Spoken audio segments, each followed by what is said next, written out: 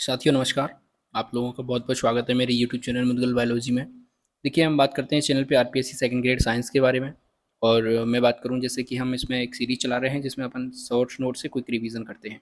ठीक है, ये आपके लिए हेल्पफुल रहेंगे। बिल्कुल लास्ट टाइम आपका चल रहा है, 20-25 दिन आपके एग्जाम में बचे हुए हैं। और अभी जो शॉर्ट नोट्स हैं आपके, इनसे आप रिवीजन कर सकते हैं। मैं एक एक यूनिट वाइज वीडियो आपके सामने लेके आ रहा हूँ जिसमें अपन बायोलॉजी के एक एक यूनिट को कवर कर रहे हैं। मैंने आपको बताया कि ये जो शॉर्ट नोट्स बने हैं ये किससे बने हैं। एक तो एनसीईआरटी बेस्ड है, बिल्कुल आपको एनसीईआरटी का सारे पॉइंट्स यहाँ पे मिल जाएंगे, सारे एग्जांपल्स आपको मिल जाएंगे। एनसीईआरटी आपको नहीं पढ़नी पड़ेगी। दूसरा, जो अपन ग्रेजुएशन वाला पोर्शन देखते हैं तो वहाँ पे जो सीबीएच की बुक होती है वहाँ से जो इंपॉर्टेंट लाइन होती है, अभी आपके पास पूरा टाइम नहीं था या आपने पढ़ी नहीं किसी भी पर्पज से, किसी भी कारण से आप नहीं पढ़ पाए सीबीएच की बुक, तो मैंने आपकी जो प्रॉब्लम है वो सॉल्व कर दी है। वहाँ से जो जो लाइन होती हैं उनको मैंने इंपॉर्टेंट शॉर्ट नोट्स में लिख दिया है। और सबसे खास बात कि ये वही शॉर्ट नोट्स हैं जिनको पढ़ के मैंने सिलेक्शन लिया था। आप देखेंगे इन शॉर्ट नोट्स से और प्रीवियस ईयर के पेपर यदि आपने एनालिसिस किए होंगे ढंग से तो आपको ये पता चल रहा होगा कि एक एक लाइन से एक एक प्रीवियस ईयर में क्वेश्चन पूछा गया है। ठीक है, तो ज़्यादा देर ना करें, चलिए वीडियो शुरू करते हैं। पहले मैं एक बार वापस बता दूं कौन कौन सी यूनिट्स हमने कवर कर ली। तो देखिए, सेल बायोलॉजी हम कवर कर चुके हैं, जेनेटिक्स अपन कवर कर चुके हैं, ecology, developmental biology, human physiology, taxonomy of angiosperm जिसमें अपन फैमिलीज की बात करते हैं वो भी कवर कर लिया हमने। इकोनॉमिक जूलॉजी की बात कर ली जिसमें इकोनॉमिक इंपॉर्टेंस की हमने बात करी थी, इसमें एनिलिडा है, प्रोटोजुआ है और इंसेक्ट्स हैं। ठीक है, इसके बाद हम सोशल लाइफ ऑफ बीज एंड मंकी जो प्रॉपर ग्रेजुएशन का टॉपिक है वो भी कंप्लीट कर लिया था हमने। इसके बाद जूलॉजी का टॉपिक है ह्यूमन हेल्थ कंप्लीट कर लिया, रिप्रेजेंटेटिव एनिमल्स अपन ने कंप्लीट कर लिया। यानी कि अपने जो 9 तक हैं टोटल, अपने 8 जो यूनिट थी जूलॉजी की वो कंप्लीट कर ली थी। एक अपनी ये जो बॉटनी की यूनिट थी बीच में वो भी कंप्लीट कर ली। इसके बाद हमने बॉटनी को स्टार्ट किया जिसमें हमने प्लांट फिजियोलॉजी को एक ही वीडियो में कंप्लीट कर लिया था, आप देखेंगे। फिर प्लांट टैक्सोनॉमी को अपन ने कंप्लीट कर लिया जिसमें अपन एल्गी से लेकर जिम्नोस्पर्म तक पढ़े थे। फिर मोर्फोलॉजी और फ्रॉबलिंग प्लांट जो थे वो भी अपन ने कंप्लीट कर लिया, पिछली वीडियो इसी के ऊपर थी। यानी कि जिसमें हमने लीव्स पढ़ी थी और स्टेम था, रूट्स आती हैं, वो सारी चीज़ें हमने कवर कर ली थी। अभी हम वीडियो में बात करने वाले हैं प्लांट एनाटॉमी के बारे में बात करने वाले हैं, यानी कि अपन टिश्यूज़ के बारे में बात करेंगे, जो प्लांट टिश्यू होते हैं उनके बारे में। आशा करता हूँ आपको वीडियो जो है पसंद आ रही होंगी और आप अच्छे से रेस्पॉन्स भी कर रहे हो। बहुत ज़्यादा मोटिवेशन मिलता है जब आप अच्छे से रेस्पॉन्स करते हो और आप जो है सिलेक्शन हो जाएगा आपका 100%। आप इसी तरीके से तैयारी करते रहोगे तो ठीक है। चलिए शुरू करते हैं अपन प्लांट एनाटॉमी वाली यूनिट, यहाँ से अपन स्टार्ट कर लेते हैं। देखिए चलिए, सबसे पहले हम बात कर रहे हैं किसकी, प्लांट एनाटॉमी की। और प्लांट एनाटॉमी में हम जो टॉपिक शुरू कर रहे हैं वो है प्लांट टिश्यू। प्लांट टिश्यू देखिए क्या होता है, दो प्रकार के होते हैं, एक होता है मेरिस्टेम और दूसरा होता है परमानेंट टिश्यू। ठीक है, इनकी हम बात करते हैं। सबसे पहले अपन मेरिस्टेम की यहाँ पे बात कर लेते हैं। मेरिस्टेम जो है उसको हमने अलग अलग आधार पर, अलग अलग बेसिस पे हमने क्या किया, डिवाइड किया है। सबसे पहले हमने जो बेस बनाया है वो है उत्पत्ति के विकास के आधार पर। दूसरा हमने बेस बनाया है स्थिति के आधार पर। तीसरा हमने बेस बनाया है कार्य के आधार पर। और चौथा हमने बेस बनाया था विभाजन के तल के आधार पर। ठीक है, इसी तरीके से परमानेंट जो टिश्यू थे इनको हमने दो भागों में बांटा, एक होता है सिंपल परमानेंट टिश्यू, दूसरे होते हैं कॉम्प्लेक्स परमानेंट टिश्यू। पहले हम मेरिस्टेम की पहली की बात कर लेते हैं, उत्पत्ति के विकास के आधार पर। ये तीन प्रकार का होता है। पहला होता है हमारा प्रो मेरिस्टेम, दूसरा होता है प्राइमरी मेरिस्टेम, तीसरा होता है सेकेंडरी मेरिस्टेम। जो प्राइमरी मेरिस्टेम होता है उसको इंट्रावेस्कुलर कैम्बियम कहते हैं और जो सेकेंडरी मेरिस्टेम होता है उसको इंटरवेस्कुलर कैम्बियम कहा जाता है। जो प्रो मेरिस्टेम है इससे क्या बनता है, प्राइमरी मेरिस्टेम बनता है। फिर इसमें डिफरेंशिएशन होता है यानी विभेदन होता है। विभेदन के बाद वो क्या बन जाता है, प्राइमरी परमानेंट टिश्यू के अंदर वो कन्वर्ट हो जाता है। फिर उसमें डी डिफरेंशिएशन होता है, ठीक है, यानी कि निर्विभेदन होता है। निर्विभेदन के बाद वो क्या बन जाता है, सेकेंडरी मेरिस्टेम बन जाता है। फिर उसमें रीडिफरेंशिएशन होता है यानी कि पुनर्विभेदन होता है और वो किसके अंदर कन्वर्ट हो जाता है, सेकेंडरी परमानेंट टिश्यू के अंदर कन्वर्ट हो जाता है। यहाँ पे कहानी खत्म हो जाती है किसकी, उत्पत्ति के विकास के आधार पर प्रो मेरिस्टेम की। फिर हम यहाँ पे बात करते हैं किसके बारे में, देखिए स्थिति के आधार पर ये वापस तीन भागों में डिवाइडेड है। पहली होती है एपिकल, दूसरी होती है इंटरकैलरी और तीसरा होता है लेटरल। एपिकल और इंटरकैलरी को मिला के हम 1 डिग्री या फिर मैं बात करूँ प्राइमरी मेरिस्टेम बोलते हैं। और जो लेटरल होता है, जो पार्श्व वृद्धि कराता है, उसको अपन सेकेंडरी मेरिस्टेम कहा जाता है। कार्य के आधार पर हम बात करें तो देखिए एक होता है प्रोटोडर्म, फिर होता है प्रोकैम्बियम और फिर होते हैं ग्राउंड टिश्यू। विभाजन के तल के आधार पर बात करें तो क्लासिफाई किया है हमने तीन भागों में, एक होता है रिव, दूसरी होती है प्लेट और तीसरा होता है मॉस। ठीक है, हम रिव की बात करें तो ये मज्जा किरणों तथा पार्श्व जड़ों का निर्माण करती है। जो प्लेट होती है वो पर्ण तथा एपिडर्मिस का निर्माण करती है। जो मांस होता है वो क्या करता है, भ्रूण यानी कि एम्ब्रियो, भ्रूणपोष एम्ब्रियोसैक तथा बीजाणुओं का ये निर्माण करता है। ठीक है, इंटरवेस्कुलर जो सिस्टम है वो पाइनस के लीफ बेस में पाया जाता है, ये आपको ध्यान रखना है। अब हम बात करें जो एपिकल मेरिस्टेम होता है उसके ओरिजिन की कुछ थ्योरी दी गई थी, यहाँ से प्रीवियस ईयर के अंदर क्वेश्चन पूछे गए हैं। वैज्ञानिक का नाम पूछा जाता है कि कौन सी थ्योरी किसने दी थी, तो मैंने केवल वही चीज़ लिखी है कि कौन सी थ्योरी किस वैज्ञानिक ने दी थी। सबसे पहले जो मोस्ट प्रोबेबली जो पूछा जाता है क्वेश्चन वो एपिकल सेल थ्योरी से पूछा जाता है कि किसने दिया था, तो आपको ध्यान रखना है कार्ल नेगली और हाफ मिस्टर वैज्ञानिक ने दिया था। दूसरी जो थ्योरी पूछी जाती है वो ट्यूनिका कॉर्पस थ्योरी पूछी जाती है जिसको स्मिथ नाम के वैज्ञानिक ने दिया था। किसने दिया था, स्मिथ नाम के वैज्ञानिक ने दिया था। फिर पूछी जाती है मेंटल कोर थ्योरी, जिसको दिया था पोपाफ और चान नाम के साइंटिस्ट ने, पोपाफ और चान। फिर थी न्यूमैन थ्योरी, न्यूमैन थ्योरी को डुप्लेक्स थ्योरी भी बोला जाता है। फिर जो इंपॉर्टेंट आती है, मैंने स्टार लगा रखा है, वापस सुनिएगा, हिस्टोजन थ्योरी। हिस्टोजन थ्योरी को हेंस्टीन नाम के साइंटिस्ट ने दिया था, हेंस्टीन नाम के साइंटिस्ट ने इसको दिया था। इसमें क्या होता है कि एक भाग होता है, एक संरचना होती है जिसको प्लीरोम कहा जाता है। प्लीरोम क्या करती है, रंभ तंत्र का निर्माण करती है, यानी स्टील सिस्टम का निर्माण करती है। हिस्टोजन थ्योरी में क्या हुआ, प्रशांत बिंदु की खोज की गई, और इसकी खोज किसने की थी, क्लॉज द्वारा की गई थी। एक आती है कप्पे कॉर्पर थ्योरी। कप्पे कॉर्पर थ्योरी जो आती है उसको श्यूप नाम के साइंटिस्ट ने दे दिया था 1917 के अंदर। ठीक है, तो पहली बेसिक चीज यहाँ पे अपनी कंप्लीट हो जाती है। आगे बढ़ते हैं, आगे हम बात करते हैं परमानेंट टिश्यू के बारे में। किसकी बात करेंगे, परमानेंट टिश्यू की बात करेंगे। मैंने आपको बताया था परमानेंट टिश्यू दो प्रकार के होते हैं, एक सिंपल परमानेंट टिश्यू होता है, एक कॉम्प्लेक्स परमानेंट टिश्यू होता है। सिंपल परमानेंट टिश्यू जो है वो तीन प्रकार के होते हैं, एक पेरेन्काइमा होता है, एक कॉलिनकाइमा होता है, और एक स्क्लेरेन्काइमा होता है। एक एक की हम यहाँ पे बात करते हैं। कॉम्प्लेक्स की मैं बात करूँ परमानेंट टिश्यू, तो एक जाइलम होता है, एक फ्लोएम होता है, ये बहुत ज़्यादा इंपॉर्टेंट है। पेरेन्काइमा की हम यहाँ पे बात करें तो पेरेन्काइमा में देखना, जो शब्द है वो एन ग्रीव नाम के वैज्ञानिक ने दिया था। इसमें होता क्या है कि इसमें 14 स्पर्श रेखीय तल पाए जाते हैं। इसमें एरेनकाइमा सेल्स पाई जाती हैं। केला तथा केली में ये जो सेल्स होती हैं वो ताराकार होती हैं, इंपॉर्टेंट है। इसको क्लोरेनकाइमा भी इसमें पाया जाता है। इसमें ईडियोब्लास्ट सेल पाई जाती हैं जो कि टेनिन रेजिन का क्या करती हैं, श्रावण करती हैं, ये इंपॉर्टेंट है। ठीक है, अब हम बात करते हैं किसके बारे में, कॉलिनकाइमा के बारे में। कॉलिनकाइमा जो शब्द है वो स्लीडन नाम के वैज्ञानिक ने दिया था। इसमें होता क्या है कि ये लिविंग मैकेनिज्म टिश्यू है, ध्यान रखना है। ठीक है, इसके बाद ये क्या करते हैं, मैकेनिकल सपोर्ट देते हैं, यानी कि यांत्रिक सहारा प्रदान करते हैं पादप को। इसके बाद कोशिका के जो किनारे होते हैं वो क्या क्या होते हैं, सेल्यूलोज और हेमी सेल्यूलोज के जमाव से कैसे हो जाते हैं, मोटे हो जाते हैं। और यहाँ पे इंपॉर्टेंट बात यह है कि क्लोरोप्लास्ट पाया जाता है। अब हम स्क्लेरेनकाइमा की बात करें तो जो शब्द है वो मेटिटेनियस नाम के वैज्ञानिक ने दिया था। इनकी जो सेल्स होती हैं वो डेड हो जाती हैं लिग्निन के जमाव के कारण, और इनकी वजह से क्या होता है, इसमें दृढ़ता आती है। जो स्क्लेरेनकाइमा है वो दो भागों में बटा हुआ है, पहला होता है इसका स्क्लेरिड और दूसरी होते हैं रेशे। ठीक है, स्क्लेरिड की हम यहाँ पे बात करें तो जो स्क्लेरल सेल्स होती हैं वो पादप जगत की सबसे छोटी कोशिकाएं होती हैं, ध्यान रखना है आपको। ये जो स्क्लेरिड हैं ये स्टोन सेल में परिवर्तित हो जाती हैं, जैसे नाशपाती और बेर के अंदर। ये एस्ट्रोस्क्लेरल स्क्लेरेनकाइमा सेल में परिवर्तित हो जाती है, चाय की पत्तियों में। ट्राइकोस्क्लेरेनकाइमा सेल्स पाई जाती हैं जलीय पादप की पत्ती में। मैक्रोस्क्लेरेनकाइमल सेल्स पाई जाती हैं लेग्यूम बीजों के बीज चोल की कठोरता के कारण। ठीक है, बीज चोल की जो कठोरता होती है वो मैक्रोस्क्लेरेनकाइमल सेल के कारण होती है। दूसरी हम यहाँ पे बात करें किसके बारे में, रेशे के बारे में। रेशे जो है वो पादप जगत की सबसे लंबी कोशिका है, इंपॉर्टेंट फैक्टर ध्यान रखिएगा। सबसे लंबा जो रेशा पाया जाता है वो बोहीमेरिया नीविया नाम के पादप में पाया जाता है, पेपर के अंदर पूछा गया है, ध्यान रखिएगा, प्रीवियस ईयर क्वेश्चन यहाँ पे लगा लें आप। अब हम बात करते हैं जो रेशे होते हैं वो तीन प्रकार के होते हैं, चार प्रकार के होते हैं सॉरी। एक होता है सतही रेशे, ठीक है। दूसरे होते हैं बास्ट फाइबर। तीसरे होते हैं दारू रेशे, जैसे अपन वुड या फिर जाइलम फाइबर कहते हैं। और चौथे होते हैं पेरीवेस्कुलर फाइबर। पहले हम सतही रेशे की बात करते हैं तो कपास इसका एग्जाम्पल आता है। ये बेसिकली कैसे होते हैं, आभासी रेशे होते हैं, यानी कि ये शुद्ध सेलुलोज के रेशे होते हैं। इसके बाद ये क्या होते हैं, कोयर फाइबर होते हैं। कोयर फाइबर यानी कि जो नारियल के रेशे होते हैं जिनको वास्तविक रेशे कहा जाता है, यानी कि दो प्रकार के हो गए ये। एक होता है आभासी रेशे जो कपास में पाए जाते हैं क्योंकि ये शुद्ध सेलुलोज के बनते हैं। दूसरे होते हैं कोयर फाइबर जो कि वास्तविक रेशे होते हैं, जो कि नारियल के रेशे होते हैं। तो यहाँ से प्रीवियस ईयर के अंदर क्वेश्चन पूछा गया है, पूरा ही ये जो सतही रेशे हैं ये इंपॉर्टेंट है, ठीक है। इसके बाद बास्ट फाइबर की बात करें तो ये क्या होता है कि फ्लोएम से ये प्राप्त होते हैं, पहली चीज। दूसरी, पटवा, जूट और सन के जो रेशे होते हैं वो कैसे हैं, बास्ट फाइबर होते हैं। आगे मैं बात करूं वुड फाइबर या फिर जाइलम फाइबर की, तो जो मूंज के रेशे होते हैं जो जिस पादप से प्राप्त होते हैं, ध्यान रखना, सैकेरम मुंजा, ये पादप का नाम है।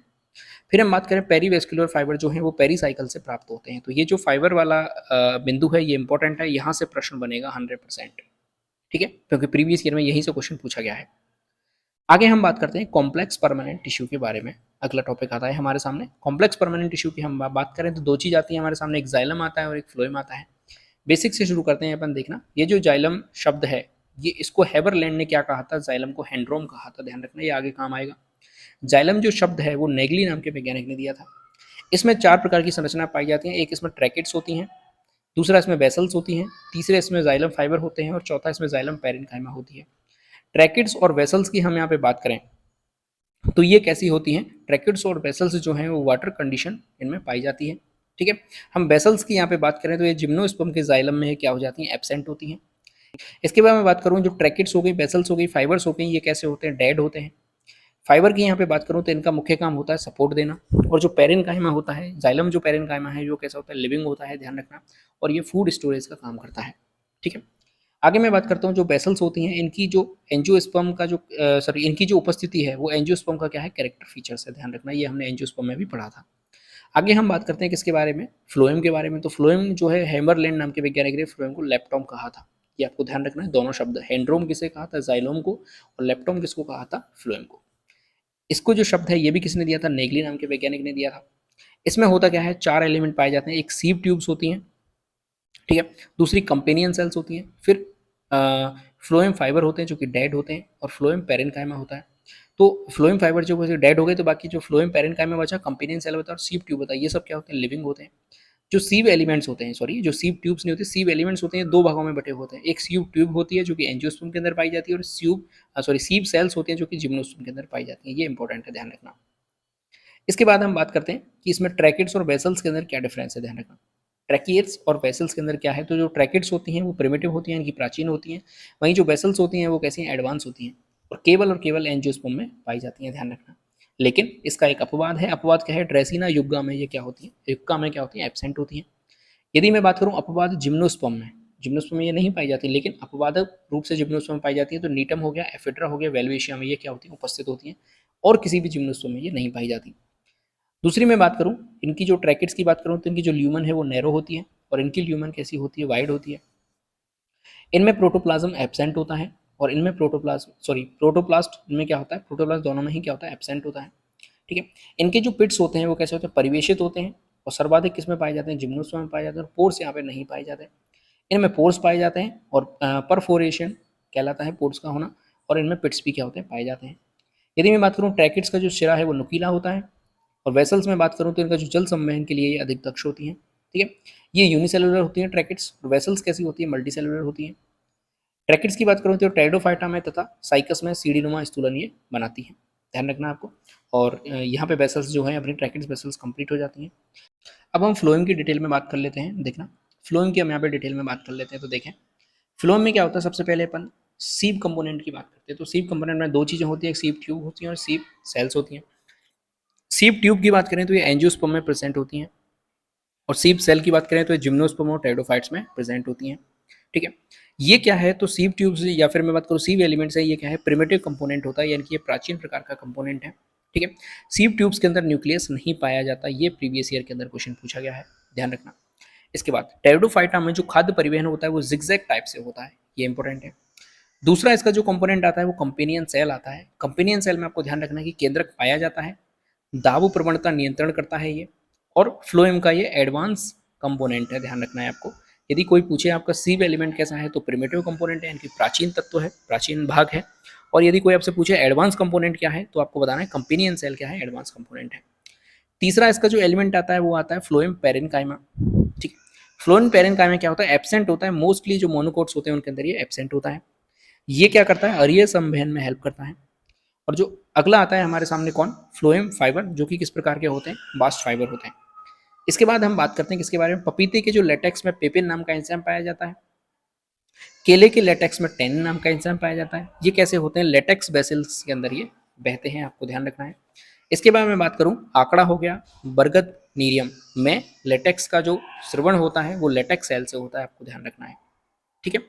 अब मैंने यहाँ पे क्या किया है, एक छोटी सी चीज लिख दी है कि कौन सी चीज किसमें एब्सेंट होती है, वो आपको ध्यान रखना है। कौन सी चीज किसमें एब्सेंट होती है, तो देखना सबसे पहले हम जिम्नोस्पर्म की बात कर लेते हैं। तो जिम्नोस्पर्म में जाइलम फाइबर एब्सेंट होता है, जाइलम वेसल्स एब्सेंट होती हैं, कंपेनियन सेल एब्सेंट होती है, और सीव ट्यूब्स एब्सेंट होती हैं। ये तो जिम्नोस्पर्म की बात हो गई। ऐसे ही मैंने यहाँ पे बात की है मोनोकोट्स के अंदर, तो फ्लोएम फाइबर एब्सेंट होता है, फ्लोएम पेरेन्काइमा एब्सेंट होता है, वेसल्स एब्सेंट होती हैं, और आपका सेकेंडरी ग्रोथ यहाँ पे क्या रहती है, एब्सेंट रहती है। ये आपको ध्यान रखना है। तो एक ही चीज़ के अंदर आपके सारे कॉम्प्लेक्स जो टिश्यू हैं और एब्सेंट वाली चीज़ें हैं वो कंप्लीट हो जाती हैं एक पेज के अंदर। आगे अपन बढ़ते हैं, नेक्स्ट हमारे सामने आता है वेस्कुलर टिश्यू सिस्टम, ठीक है, यानी कि संवहन ऊतक तंत्र आता है हमारे सामने। संवहन ऊतक तंत्र देखिए क्या होता है, दो प्रकार से होता है, एक रेडियल होता है जो कि रूट्स के अंदर पाया जाता है, कॉन्जॉइंट्स होता है, ठीक है। कॉन्जॉइंट्स के आगे प्रकार हैं उसकी हम बात करेंगे, पहले रेडियल की बात करना। रेडियल में क्या होता है कि ये एक त्रिज्या इनमें नहीं पाई जाती, यानी कि एक त्रिज्या एक ही त्रिज्या में ये नहीं पाए जाते। कैसे पाए जाते हैं, एक फ्लोएम होगा, एक जाइलम होगा, एक फ्लोएम होगा, फिर जाइलम जाइलम आ जाएंगे, फिर फ्लोएम फ्लोएम आ जाएंगे, कि एक प्रकार से एक कंटिन्यूटी में ये नहीं पाए जाते। कॉन्जॉइंट्स में क्या होता है कि एक ही त्रिज्या पर उपस्थित होते हैं, यानी कि यहाँ पे जाइलम है, फिर फ्लोएम है, फिर फ्लोएम है, फिर जाइलम है, कुछ इस तरीके से पाए जाएंगे, यानी कि एक ही त्रिज्या में पाए जाएंगे, लाइन में पाए जाएंगे। ठीक है। तीसरे प्रकार की हम यहाँ पे बात करें तो तीसरा प्रकार आता है कॉन्सेंट्रिक प्रकार के, यानी कि वेस्कुलर टिश्यू सिस्टम तीन प्रकार का होता है, वापस देखना, एक रेडियल होता है, एक कंसेंट्रिक होता है और एक कॉन्जॉइंट होता है। पहले हमने रेडियल की बात कर ली, तो इसमें एक ही चीज़ ध्यान रखनी है आपको कि रूट्स के अंदर पाया जाता है। कंसेंट्रिक की हम यहाँ पे बात कर लें तो कंसेंट्रिक जो है दो प्रकार का होता है, एक होता है हेड्रोसेंट्रिक और एक होता है लेप्टोसेंट्रिक। हेड्रो मैंने आपको बताया था कि जो हेबरलैंड नाम का साइंटिस्ट था, उसने उसने क्या किया, हेबरलैंड नाम का साइंटिस्ट ना उसने जाइलम को क्या किया था, हेंड्रोम नाम दिया था। हमने देखा था हेड्रोम नाम दिया था किसको, जाइलम को। इसी तरीके से जो हेबरलैंड नाम का साइंटिस्ट था उसने फ्लोएम को क्या नाम दिया था, लेप्टॉन नाम दिया था। हमने देखा था लेप्टॉन नाम दिया था, बस वही चीज़ है। हेट्रोसेंट्रिक में होगा क्या कि जाइलम केंद्र में पाया जाएगा और फ्लोएम इसके चारों तरफ होगा। लेप्टोसेंट्रिक में क्या होगा कि फ्लोएम सेंटर में पाया जाएगा और जाइलम इसके चारों तरफ होगा। बस एग्जाम्पल आपको याद रखना है क्योंकि इंपॉर्टेंट है। हेट्रोसेंट्रिक के एग्जाम्पल कौन है, फर्न के राइजोम में ये पाया जाता है, यानी ये कंडीशन पाई जाती है। लेप्टोसेंट्रिक एग्जाम्पल की बात करें तो ड्रेसिना व युक्का के तनों में ये कंडीशन पाई जाती है, यानी कि लेप्टोसेंट्रिक प्रकार के कॉन्सेंट्रिक वेस्कुलर सिस्टम पाया जाता है। अब इंपॉर्टेंट आता है हमारे सामने कॉन्जॉइंट की, हम यहाँ पे बात कर लेते हैं। कॉन्जॉइंट जो है दो प्रकार का होता है, एक कोलेटरल होता है और दूसरा बाई कोलेटरल होता है। कोलेटरल का मतलब क्या है कि एक फ्लोएम हो गया, नीचे जाइलम हो गया। बाई कोलेटरल का मतलब क्या हुआ कि ऊपर दो फ्लोएम है और बीच में फंसा हुआ है जाइलम। ठीक है। कोलेटरल की बात करें हम यहाँ पे तो फिर आता है हमारे सामने एक ओपन आता है और दूसरा क्लोज्ड आता है। ओपन की बात कर लें तो जिसमें कैम्बियम प्रेजेंट होती है वो ओपन होते हैं और जिसमें कैम्बियम प्रेजेंट नहीं होती वो क्लोज होते हैं। इसको याद करने का तरीका सुनना। ओपन का मतलब है कैम्बियम इस तरीके से पाई जाती है, यानी कि चैनल्स पाए जाते हैं, बीच में रास्ता पाया जाता है। तो यदि रास्ता मिल गया हमें और फ्लोएम और जाइलम में आपस में कोई चीज़ आदान प्रदान हो सकता है, वैसे मैं समझाने के लिए बता रहा हूँ आपको, यदि फ्लोएम और जाइलम में किसी चीज़ का आदान प्रदान हो सकता है, यानी कि बीच में रास्ता मिल गया, कैम्बियम प्रेजेंट है, तो वो कैसे हो जाएंगे, ओपन हो जाएंगे। और यदि कैम्बियम नहीं पाई जा रही, यानी कि रास्ता नहीं है, दोनों ने रास्ता बिल्कुल बंद कर रखा है, दोनों ने अपनी दीवार बना रखी है, फ्लोएम ने अपनी, जाइलम ने अपनी, कोई भी चीज़ आर पार नहीं जाने दे रहे, तो वहाँ पे कैम्बियम प्रेजेंट नहीं है, तो वो क्या हो गया, क्लोज्ड हो गया। ठीक है। जो ओपन है वो डाइकोट्स के अंदर पाए जाते हैं। सीधा पेपर में यही प्रश्न पूछा जाता है कि द्विबीजपत्री के अंदर कौन से पाए जाते हैं, तो आपको ध्यान रखना है ओपन पाए जाते हैं। मोनोकोट्स के अंदर कौन से पाए जाते हैं, क्लोज पाए जाते हैं। ठीक है। फिर आते हैं हमारे सामने सेंट्रीफ्यूगल और दूसरा आता है इसका कौन सा, सेंट्रीपीटल। ठीक है। कॉन्सोनेंट की हम यहाँ पे बात करें तो एक सेंट्रीफ्यूगल आता है, दूसरा सेंट्रीपीटल आता है। ये क्या होता है, जाइलम के विकास के आधार पर हम देखते हैं। यदि फ्लोएम तो ऊपर अपना बना हुआ है, यदि जाइलम का विकास केंद्र से परिधि की तरफ हो तो हम उसे सेंट्रीफ्यूगल कहेंगे। जाइलम का विकास यदि केंद्र से परिधि की तरफ हो तो हम उसे सेंट्रीफ्यूगल कहेंगे, परिधि की ओर विकास हो रहा है। यदि जाइलम का विकास परिधि से केंद्र की ओर हो तो हम उसे क्या कहेंगे, सेंट्रीपीटल कहेंगे। ध्यान रखना है आपको, ये किसके आधार पर है, जाइलम के विकास के आधार पर है। अगला आता है हमारे सामने एंडार्च और एक्सार्क। ठीक है। एंडार्क में होगा क्या देखना, पी से लिखा है प्रोटोजाइलम, एम से लिखा है मेटाजाइलम और फी से है प्रोटोजाइलम। ऐसे ही यहाँ पे प्रोटोजाइलम मेटाजाइलम। प्रोटोजाइलम का मतलब क्या होता है कि ऐसा जाइलम जो पहले विकसित हो गया वो प्रोटोजाइलम है और जो बीच में विकसित हुआ यानी कि जो बाद में विकसित हुआ वो मेटाजाइलम है। तो एंडार्च कंडीशन में होता क्या है कि जो प्रोटोजाइलम है वो पिथ की ओर गति करता है। ठीक है। प्रोटोजाइलम यहाँ पे है तो ये गति करेगा किसकी तरफ, पिथ की तरफ वृद्धि करता हुआ चलेगा। और जो मेटाजाइलम है यहाँ जो बीच में बन रहा है, मेटाजाइलम कहाँ गति करता हुआ चलेगा, पेरीफेरी की तरफ गति करता हुआ चलेगा। इस तरीके से आपको ध्यान रखना है। ये जो पाया जाता है ये सभी तना पत्तियों में पाया जाता है। इसी तरीके से हम बात करते हैं एक्सार्क कंडीशन के बारे में। तो जो एक्सार्क कंडीशन में क्या होता है कि जो प्रोटोजाइलम है वो पेरीफेरी की तरफ गति करता हुआ चलेगा। ठीक है। और मेटाजाइलम कहाँ गति करता हुआ चलेगा, पिथ की ओर गति करता हुआ चलेगा, यानी सेंटर की ओर गति करता हुआ चलेगा। वृद्धि कुछ इस तरीके से चलती रहेगी। ठीक है। और ये कहाँ पाया जाएगा, सभी जड़ों में पाया जाएगा। इस तरीके से आपको ध्यान रखना है। तो यहाँ पे हमने किसकी बात कर ली, वेस्कुलर टिश्यू सिस्टम की बात कर ली, यानी कि संवहन ऊतक तंत्र की बात कर ली। आगे बढ़ते हैं अपन किसके बारे में, स्टेम के बारे में। अब हमको एक एक की बात करनी है कि स्टेम जो है डाइकोट मोनोकोट होते हैं तो उनकी एनाटॉमी किस प्रकार से होती है। स्टेम देखिए, एक डाइकोट होता है जिसे द्विबीजपत्री कहते हैं और एक मोनोकोट होता है। ठीक है। डाइकोट की हम यहाँ पे संरचना की बात कर रहे हैं देखना, तो हाइपोडर्मिस सबसे बाहर की संरचना होती है। हाइपोडर्मिस हाइपोडर्मिस जो है वो कॉलिन काइमा की बनी हुई होती है। एंडोडर्मिस में स्टार्च पाया जाता है, ध्यान रखना है। इसके बाद इनका पेरीसाइकिल आता है। पेरीसाइकिल में क्या होता है, स्क्लेरन काइमस जो है वो पाया जाता है और स्क्लेरन काइमेटस से बनी हुई होती है, यानी स्क्लेरन काइमा पाया जाएगा, इसको हार्ड वास्ट कहेंगे। लेकिन अपवाद में क्या होता है कि सूरजमुखी के तने में ये विषमजात होती है। इसके बाद हम बात करें वेस्कुलर बंडल। वेस्कुलर बंडल कैसे होंगे, कॉन्जॉइंट होंगे। कॉन्जॉइंट क्या होता है आपको पता है, कोलेट्रल होंगे, एंडार्च होंगे, सेंट्रीफ्यूगल होंगे और ओपन होंगे और वलय यहाँ में उपस्थित होंगे। आपको ध्यान रखना है, ये कंडीशन होती है वेस्कुलर बंडल की। ठीक है। तो जहाँ कहीं भी आपसे वेस्कुलर बंडल सिस्टम पूछा जाए तो आपको ये ध्यान रखना है कि कॉन्जॉइंट होंगे, कॉन्जॉइंट में कैसे होंगे, कोलेटरल होंगे या फिर बायलेटरल होंगे, तो कोलेटरल होंगे, ओपन होंगे या क्लोज्ड होंगे, तो ओपन होंगे, ठीक है। सेंट्रीफ्यूगल होंगे या सेंट्रीपिटल होंगे, तो सेंट्रीफ्यूगल होंगे, फिर एंडार्च कंडीशन होगी, एक्सार कंडीशन होगी। तो इस तरीके से आपको वेस्कुलर बंडल पूछा जाएगा। तो यहाँ पे पूछा कि डाइकोट स्टेम, जो डाइकोट स्टेम है उसमें वेस्कुलर बंडल कैसे पाए जाते हैं, तो ये आपको ध्यान रखना है, इस तरीके के पाए जाते हैं। फिर हम यहाँ पे बात करते हैं पिथ, यानी कि जो केंद्र में पाया जाता है वो पिथ कैसा होता है, वेल डेवलप्ड होता है, ठीक है। मेड्यूलरी रेज यहाँ पे क्या पाई जाती है, उपस्थित पाई जाती है। दूसरी हम बात करते हैं किसके, मोनोकोट स्टेम की यहाँ पे बात कर लेते हैं। तो ये कैसी होती है, स्क्लेरेनकाइमस होती है, यानी स्क्लेरेनकाइमा यहाँ पे पाई जाएगा। ग्राउंड टिश्यू यहाँ पे कैसा पाया जाएगा, पेरेनकाइमा का बना हुआ पाया जाएगा। अब इनके हम वेस्कुलर बंडल की बात कर रहे हैं यहाँ पे, ठीक है। तो वेस्कुलर बंडल में क्या होगा, लार्ज न्यूक्लियस पाए जाएंगे और बिखरे हुए पाए जाएंगे। ये वेस्कुलर बंडल कैसे होंगे, लार्ज न्यूक्लियस वाले होंगे, बिखरे हुए पाए जाएंगे। इनकी जो पेरीफेरी है वो कैसी होगी, स्मॉल होगी, और सेंट्रल से ये कैसे होंगे, लार्ज होंगे। इनमें जो वेस्कुलर बंडल है क्लोज प्रकार के होंगे, एंडार्च कंडीशन होगी, वाटर कैपेसिटी यहाँ पे ज़्यादा पाई जाएगी, उपस्थित होगी। फाइब्रस वेस्कुलर बंडल यहाँ पे देखने के लिए मिलेंगे। इनका जो पिथ है वो लेस डेवलप्ड होगा या फिर एब्सेंट होगा। तो यहाँ पे हमारे सामने जो स्टेम की जो एनाटॉमी है वो यहाँ पे कंप्लीट हो गई। डाइकोट की यहाँ पे मैंने आपको एक बार में लिख दी, मोनोकोट की जो है वो आपको मैंने यहाँ पे एक बार में लिख दी, आपको ध्यान हो जाना चाहिए। आगे बढ़ते हैं, अपन किसके बारे में बात करते हैं, तो दूसरा ऑर्गन आता है हमारे सामने, कौन सा, रूट। किसकी बात कर रहे हैं हम यहाँ पे, रूट की बात करते हैं। रूट में भी हम डाइकोट बात करेंगे और मोनोकोट की बात करेंगे, ठीक है। देखना, डाइकोट की यहाँ पे सबसे पहले हम बात करते हैं। तो डाइकोट में जो हाइपोडर्मिस है वो नहीं पाई जाएगी, एब्सेंट होगी डाइकोट में, ठीक है। मोनोकोट में भी क्या होगी, एब्सेंट होगी। कॉर्टेक्स की हम यहाँ पे बात करें तो पेरेन काइमस, जो पेरेन काइमस सेल्स हैं वो यहाँ पे पाई जाएंगी। एंडोडर्मिस की हम यहाँ पे बात करें तो कैस्पेरियन बंटी यहाँ पे प्रेजेंट होगी, ये इसका पॉइंट है, इंपॉर्टेंट पॉइंट है, ध्यान रखना है। इसके बाद हम यहाँ पे बात करें कि जो लिग्निन और सुबेरिन का जमाव पाया जाएगा, ये प्रीवियस ईयर क्वेश्चन के अंदर पूछा गया है। जहाँ पे कैस्पेरियन पट्टी नहीं होगी उन्हें मार्ग सेल्स कहेंगे, ठीक है। अब हम इनके वेस्कुलर बंडल की बात करते हैं। तो वेस्कुलर बंडल इसमें कैसे होंगे, रेडियल प्रकार के होंगे, एक्सार कंडीशन होगी, ओपन होंगे, सेंट्रीपिटल होंगे। जैलम की बात करें तो यहाँ पे डाइआर्क होगा या फिर हेक्सार्क होगा, आपको ध्यान रखना है, यानी कि 2 भुजा वाला होगा या फिर 6 भुजाओं वाला होगा।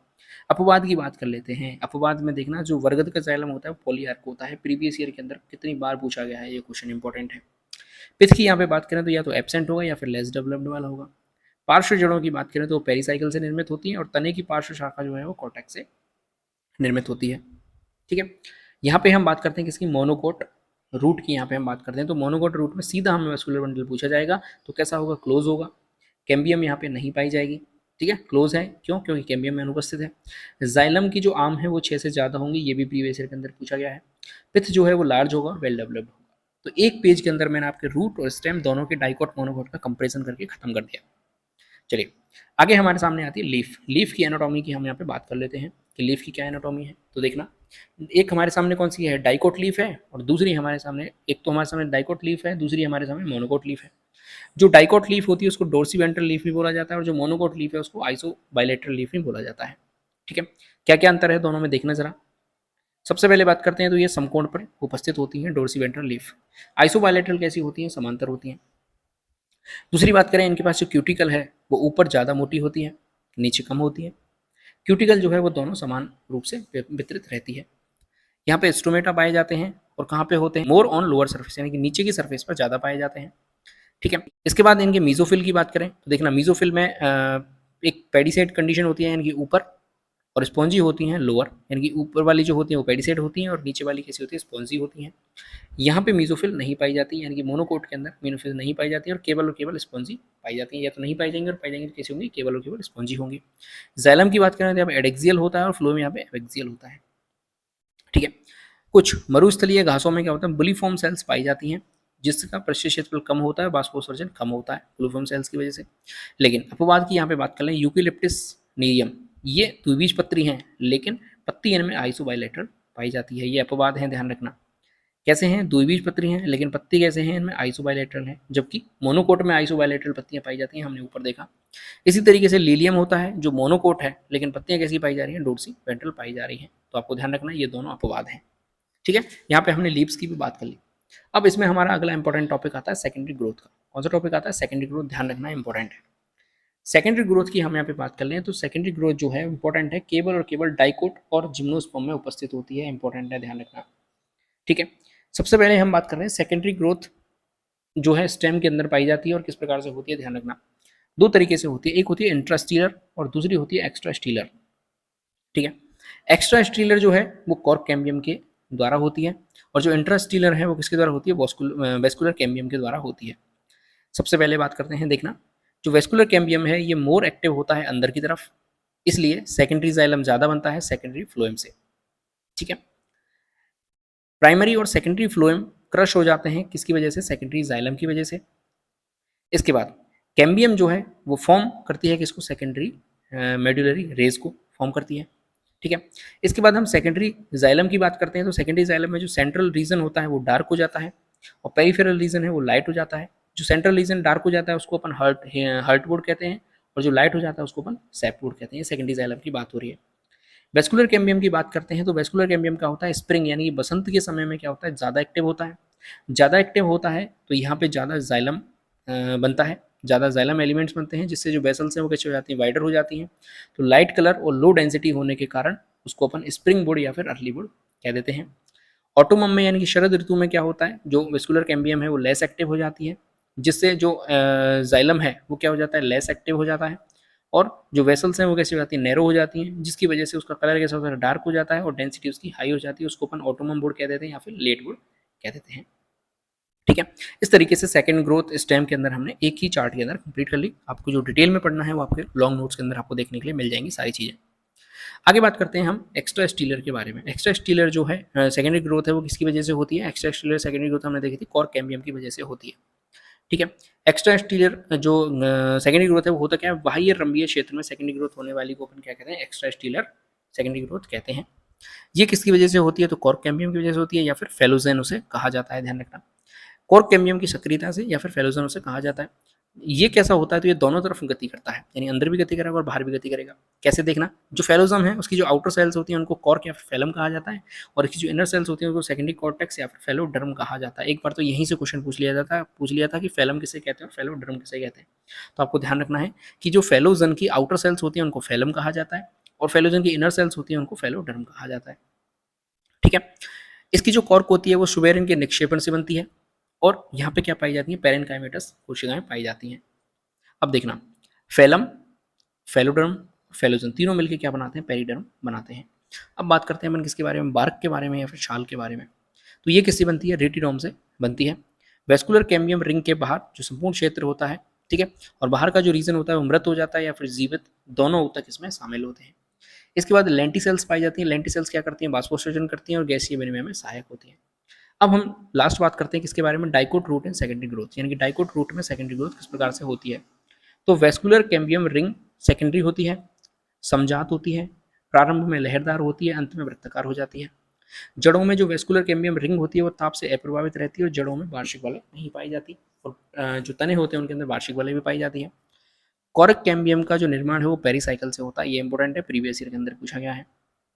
अब वार्षिक वलय की हम यहाँ पे बात कर लेते हैं। वार्षिक वलय क्या होता है, जब अपन तने को काटते हैं तो ऐसी कुछ हमें रिंग्स दिखाई देती हैं, ठीक है, उसको अपन क्या कहते हैं, वार्षिक वलय कहते हैं या फिर एनुअल रिंग कहते हैं। एनुअल रिंग हमें जहाँ स्पष्ट यानी क्लियरली कहाँ विजिबल होंगी, जहाँ पे तापांतर अधिक होगा, यानी कि ताप में अंतर ज़्यादा होगा, और कहाँ पे होता है, भारत के अंदर, उत्तरी भारत होता है, यानी कि जो नॉर्थ इंडिया होती है वहाँ पे ज़्यादा हमें देखने को मिलता है, जहाँ पे अपन रहते हैं राजस्थान आता है। इसके बाद वार्षिक वलय की आयु का जो निर्धारण किया जाता है उसको डेंड्रोक्रोनोलॉजी कहा जाता है, ध्यान रखना, बहुत ही इंपॉर्टेंट है, प्रीवियस ईयर के अंदर पूछा गया है। इसके बाद जो उपकरण यूज में लिया जाता है, यानी कि जो इंस्ट्रूमेंट यूज में लिया जाता है जिससे अपन वार्षिक वलय की से आयु का निर्धारण करते हैं, उसे कहा जाता है इन्फ्रीमेंट बोरट। क्या कहा जाता है, इन्फ्रीमेंट बोरट कहा जाता है। ठीक है, इस तरीके से हमारा जो है आपकी प्लांट एनाटॉमी भी यहाँ पे क्या हो जाती है, कंप्लीट हो जाती है। ठीक है, और यहाँ पे हमारी जो शॉर्ट नोट्स वाली क्विक रिवीजन सीरीज है वो भी क्या हो जाती है, एंड हो जाती है। सारी यूनिट्स हमने बॉटनी जूलॉजी की जो है वो कंप्लीट कर ली, ऑलमोस्ट सारी यूनिट हमने क्या कर ली, कंप्लीट कर ली। इसके अलावा जो कुछ यूनिट्स बची हुई हैं उनके शॉर्ट नोट्स मैंने बनाए नहीं थे, क्योंकि वो जो वहाँ से क्वेश्चन ज़्यादा पूछने के लिए नहीं आते, और इतनी बड़ी बड़ी यूनिट्स भी वो नहीं थी, जैसे आपकी बायोटेक वाली यूनिट हो गई। ठीक है, तो उनके मैंने शॉर्ट नोट्स नहीं बनाए थे, इसलिए ज़्यादा मैं नहीं बता पाऊंगा, क्योंकि अब लॉन्ग टर्म पढ़ने का टाइम भी नहीं है। आप इतनी जो मैंने 12-13 यूनिट्स करा दी, इनका रिवीजन आप कर लीजिएगा, और आपका जो है हेल्पफुल होगी आपके लिए। मैंने 13 यूनिट्स जो है कंप्लीट करा दी आपको। इन 13 वीडियोज़ से आप देखेंगे तो आपको बहुत ज़्यादा हेल्प होगी। और इसी के साथ अपन क्या करते हैं, वीडियो को एंड कर लेते हैं। आपको वीडियो अच्छी लगे तो लाइक जरूर कर दें, चैनल को सब्सक्राइब जरूर कर दें। इसके अलावा देश से प्यार करें, माता पिता से प्यार करें। जय हिंद।